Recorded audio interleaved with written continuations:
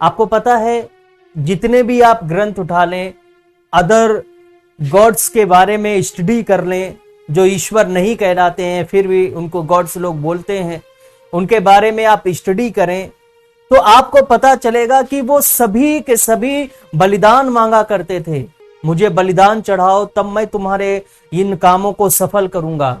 जितने भी आप पढ़ेंगे, आप कुछ भी पढ़ लें, वो हमेशा बलिदान मांगते हैं पर देते नहीं। देखिए, हमेशा सच्चाई आपको प्रभावित करेगी, झूठ आपको प्रभावित नहीं कर सकता है। आप कुछ पल के लिए झूठ से प्रभावित हो सकते हैं, कथा कहानियों पर कुछ देर के लिए तो संतुष्टि पा सकते हैं, पर कहीं ना कहीं पर एक क्वेश्चन मार्क सामने खड़ा हो जाता है। आपको पता है, बाइबल में एक देवता का नाम है जिसका नाम है मोलेक, एक घृणित देवता मोलेक, जिसके नाम के आगे हमेशा बाइबल में एक घृणित वर्ड लिखा होता है, एक शब्द लिखा होता है कि वो घृणित है। मोलेक हमेशा बलिदान मांगा करता था। जब युद्ध अगर जीतना होता था तो वो अपने पहलोठे का बलिदान करे, वो अपने पहलोठे को मारे, उसको बलि करे। आपको पता है कि युद्ध हो रहा था और जब इजरायली जीत रहे थे तो मोलेक लोगों ने क्या किया, मोलेक के मानने वालों ने क्या किया, उन्होंने बलिदान चढ़ाना शुरू किया, उन्होंने बलि करना शुरू किया। अपने बच्चों को मार मार कर वहीं पर घाट पर उन्होंने उसको मारा और बलिदान किया, उनको इजरायलियों को हराने के लिए। आपको पता है, अब्राहम भी जब परमेश्वर ने कहा कि अपने इकलौते पुत्र को बलि कर, तो अब्राहम को बिल्कुल वैसा ही लगा कि मुझे बलिदान करना ही करना है।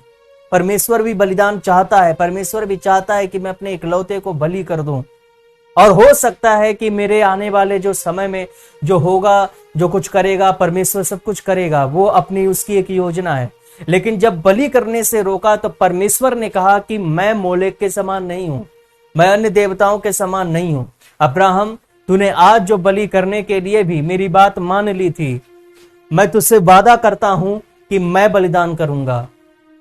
और आपको पता है, बाइबल कहती है, यूहन्ना 3:16 में बाइबल कहती है कि परमेश्वर ने जगत से ऐसा प्यार किया, ऐसा प्रेम रखा कि उसने अपना इकलौता पुत्र दे दिया, जिससे जो कोई उस पर विश्वास करे वो अनंत जीवन पाए। आप जानते हैं, कोई सुसाइड करने वाला है, कोई मरने वाला है, कोई जहर खाने वाला होता है, कोई फांसी लगाने वाला होता है, पर इन सबको एक आखिरी लम्हे पर एक आवाज सुनाई देती है, मेरे बेटे मैं तुमसे प्यार करता हूं। आज बहुत सी ऐसी गवाहियां हैं जो आपको घेरे हैं, वो कहती है कि मैं आपसे प्यार करता हूं मेरे बेटे, तुम अपने जीवन को नष्ट मत करो। मैं परमेश्वर पसंद नहीं करता कि कोई मनुष्य अपना जीवन नष्ट करे। मैं वो परमेश्वर हूं जो जीवन लेता नहीं पर मैं देता हूं। हालेलुया।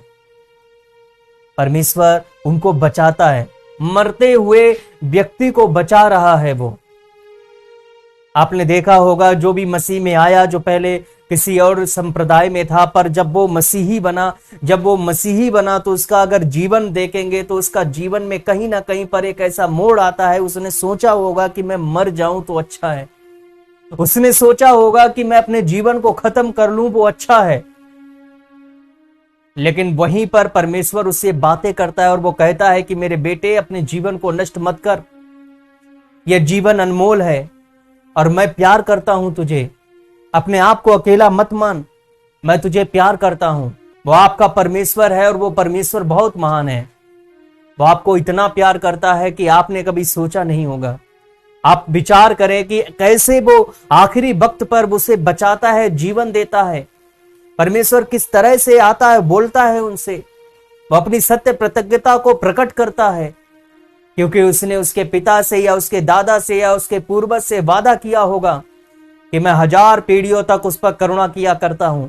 ना जाने उसकी किस पीढ़ी ने परमेश्वर को माना और उसने उसके अनुसार वो चले, और आज वो आपको देखते हैं, आपको बचा रहा है। वो 1000 पीढ़ियों तक वो करुणा किया करता है, पर जो उसकी आज्ञा को नहीं मानता उसकी 4थी पीढ़ी भी समाप्त हो जाती है।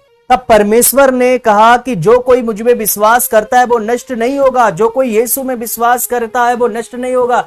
मैं जीवन देने के लिए आया हूं, मैं उसको नष्ट करने के लिए नहीं आया। मेरे प्रियो, आपके जीवन को बचाया, क्योंकि आपने यीशु पर विश्वास किया। आप नष्ट नहीं हुए और ना आप नष्ट होने के लिए बुलाए गए हो। तो फिर अब क्यों ऐसा सोचते हो एक मसीही होते हुए भी कि मेरा जीवन नष्ट हो चुका है, मेरा जीवन अब समाप्त होने की कगार पर है? नहीं नहीं नहीं नहीं नहीं नहीं नहीं नहीं।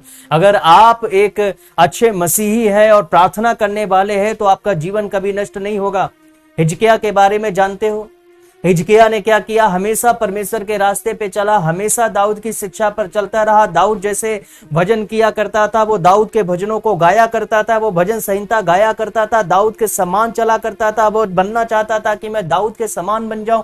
वो लगातार दिन रात प्रभु के रास्ते पे चलता रहा, पर उसको दिल जब टूटा, जब उसको पता चला कि वो मरने वाला है, जब उसको पता चला मरने वाला है, तो वो रोया और उसने दीवार की तरफ परमेश्वर से बात की कि परमेश्वर मुझे जीवन दे दे।